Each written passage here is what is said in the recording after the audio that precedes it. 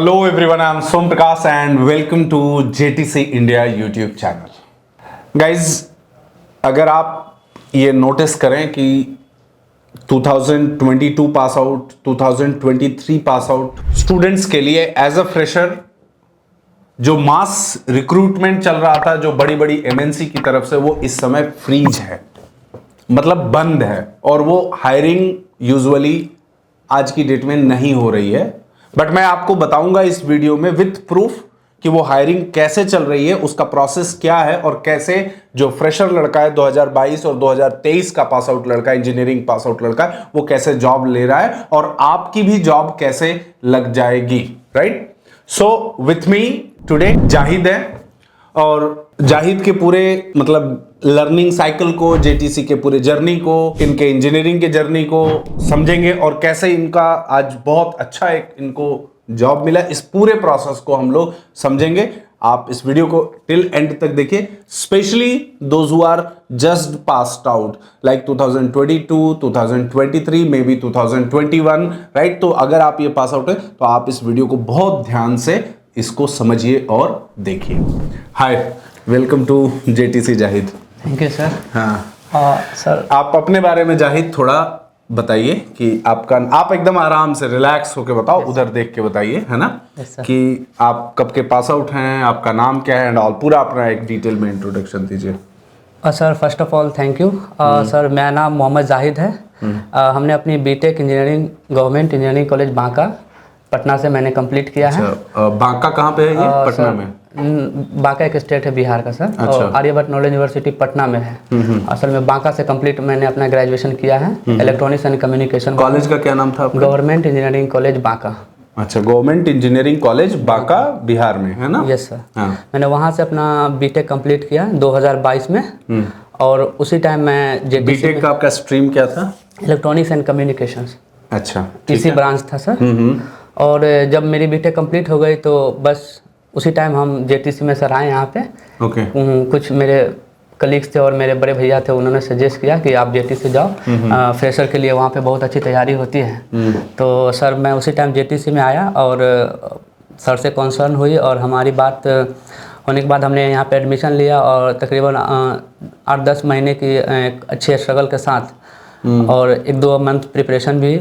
तो मतलब आपने 8-10 महीने के अंदर 10 महीने के अप्रोक्सीमेटली आपका कोर्स कंप्लीट हुआ एंड उसके बाद आपने 1-2 महीना लिया अपने से प्रिपरेशन करने के लिए सर। ठीक है। और देन सब कुछ कंप्लीट होने के बाद अभी ऊपर वाले के और सर की दुआ से सर अभी एक अच्छी कंपनी में मेरी ज्वाइनिंग हो गई है, प्लेसमेंट्स हो गई है। तो जाहिद, आपका अभी एट प्रेजेंट जो जॉब लगी है, आपकी पैकेज कितना है? सर अभी हमारी पैकेज करंट पैकेज है 6.4 LPA है सर। अच्छा, 6.4 LPA है। Yes sir. ठीक है। तो चलो अब एक मतलब जाहिद बात करते हैं कि जैसा मैंने देखा है कि काफ़ी एक मतलब तुम परेशान थे जॉब के लिए या बाकी चीज़ों के लिए, ठीक है?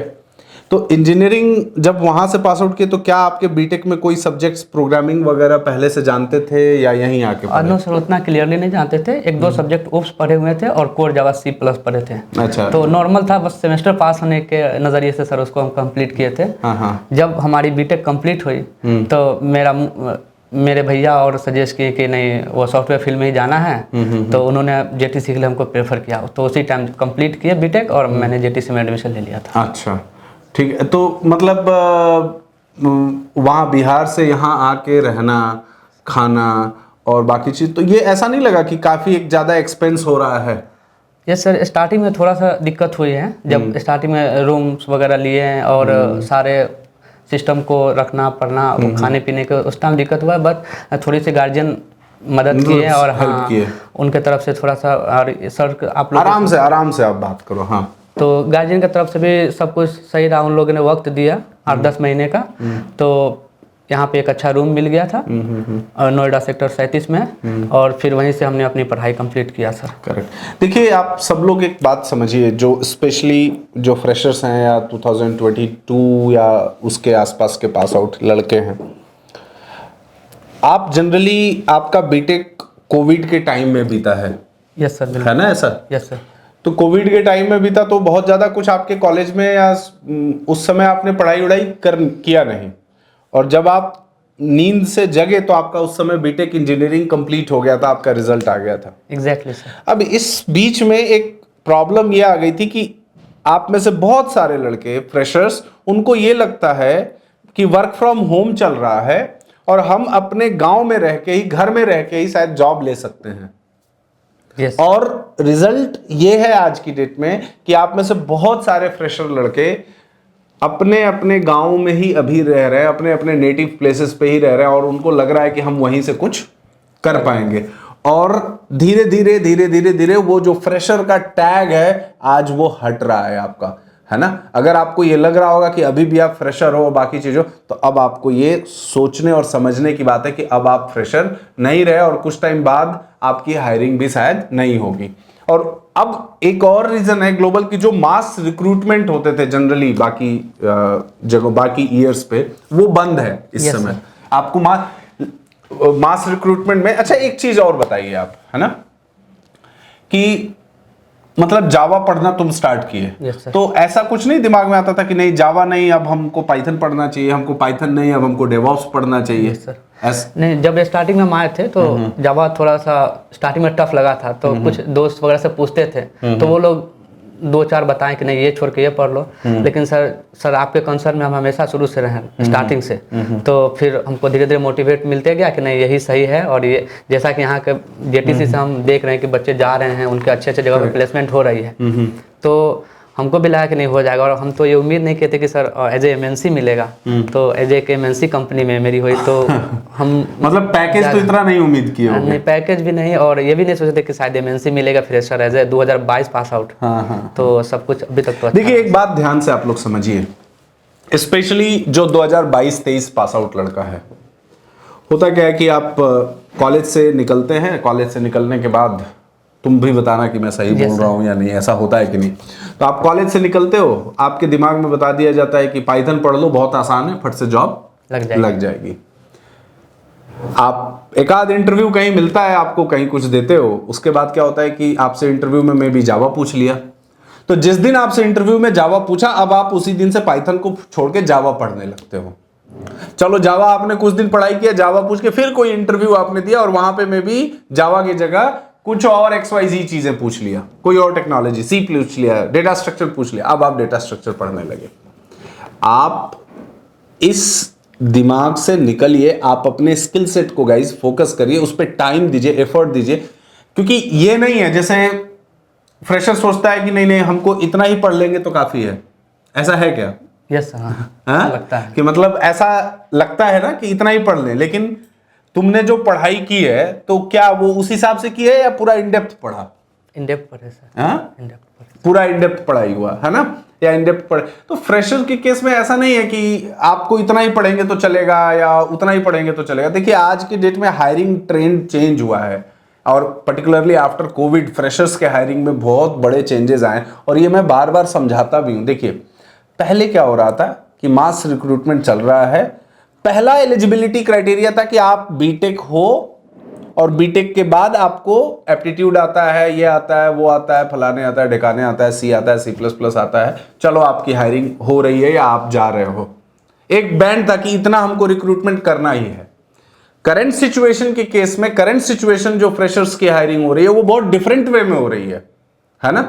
और डिफरेंट वे में इसलिए हो रही है कि वहां पे अब आपके साथ एलिजिबिलिटी बीटेक तो चाहिए, लेकिन इस right in the beginning 2 filters लग चुके हैं कि क्या आपको जावा, स्प्रिंग बूट, हाइबरनेट ये सब चीजें आती हैं या नहीं आती हैं। अगर ये आता है तब फिर आते हैं कि ओके बीटेक है, चलो तब हम आगे का प्रोसेस स्टार्ट करते हैं। बिकॉज आज की डेट में आपको कोई कंपनी ट्रेनिंग देना नहीं चाहती, उसको ये लगता है कि चलो इसको एटलीस्ट इतना आता है तभी हायर करते हैं। तो तुम जैसे ये बताओ कि तुम्हारा जो इंटरव्यू हुआ उसमें किन किन चीजों पे ज्यादा फोकस किया गया? जब हमारे इंटरव्यू स्टार्ट हुई तो मेरा इंटरव्यू थोड़ा सा लंबा चला सर। करीब 1.5 घंटा मेरा इंटरव्यू चला। तो स्टार्टिंग में हमसे सर जावा, ये सर स्टार्टिंग में हमसे जावा कोर जावा अच्छे से पूछा गया। फिर जब कोर जावा कंप्लीट होने के बाद माई सिक्वल से पूछा गया, जावा 8 पूछा गया, जावा 8 पूरा पूछा गया। हाँ, जावा 8 से फंक्शन इंटरफेस वगैरह ये सब पूछा गया।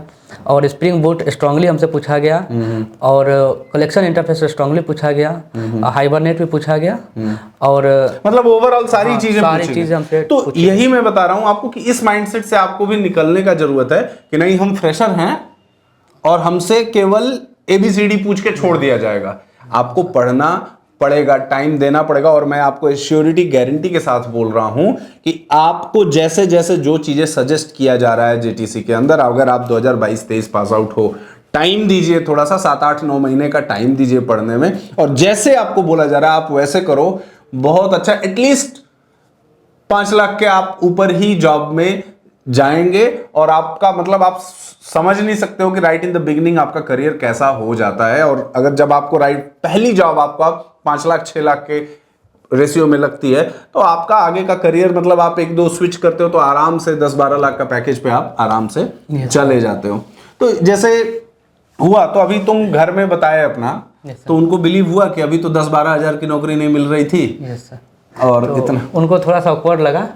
फिर जब हम बताएं तो उनको तो लगा नहीं कि शायद इतना पैकेज वगैरह है ये सब। फिर हमने बताया कि यहाँ पे होता है, यहाँ पे इतना वक्त दिए हैं, पढ़े हैं। तो ये पढ़ाई पढ़ने के बाद और JTC से जुड़ने के बाद उनको भी ऐसा लगा कि हाँ होता है। अच्छा, जैसे एक मतलब अपना जब पढ़ाई कर रहे थे तो उस समय कहाँ पे ऐसा तुमको लगा कि यार अभी हो नहीं रहा है, या इंटरव्यू दे रहे थे सिलेक्शन नहीं हो रहे थे, तो मतलब वो थोड़ा सा जर्नी बताओ। अच्छा, जब स्टार्टिंग हम किए थे यहाँ पे पढ़ाई, तो शुरू कुछ मन तो सही गया। जब बीच में थोड़ा सा ऐसा लगा कि थोड़ा सा हमको और ज़्यादा पढ़ना चाहिए, और बहुत सारा लंबा कोर्स था, तो थोड़ा सा उस टाइम घबराहट बहुत हो रही थी कि इतना लंबा कोर्स है, वक्त पे ख़त्म होगी, फिर जॉब उसके बाद भी होगा कि नहीं। तो कोर्स तो एटलीस्ट ख़त्म हो गए थे 8-10 मंथ के अंदर में।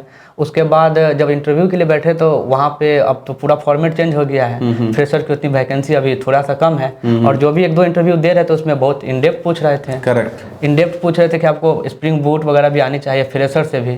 तो उस टाइम थोड़ा सा दिक्कत हुई, लेकिन जैसे थोड़ा वक्त दिए और अपने आप को सही किए, और सर लोग से, आपसे और विवेक सर से, दोनों सर से हेल्प लेके, और अभी नहीं, मुझे याद है एक बार तुम आए, बोले कि दिवाली के आसपास ना कि मैं घर जा रहा हूँ। यस सर, उस टाइम थोड़ा पैनिक थे।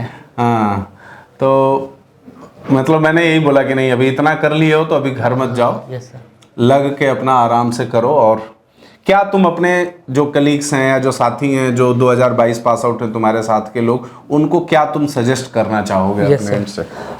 हमारी सजेशन रहेगी एज ए सीनियर, और 2022 पास आउट जो अभी निकल रहे हैं, 23 में या 24 में निकलेंगे, या 22 में निकल गए, या पहले भी, उन सबके लिए करें कि अगर आपको सॉफ्टवेयर फील्ड में जाना है और आप चाह रहे हैं कि एक अच्छा डेवलपर बने, अच्छे पैकेज के साथ अपना बदले अपने सिचुएशन को, तो अगर आप संभव है तो नोएडा आएँ और आप JTC से कंसर्न करें और यहाँ आएँ, और यहाँ की पढ़ाई और यहाँ के जो भी स्ट्रेंथ हैं आप उसको देखें और यहाँ पे एडमिशन ले।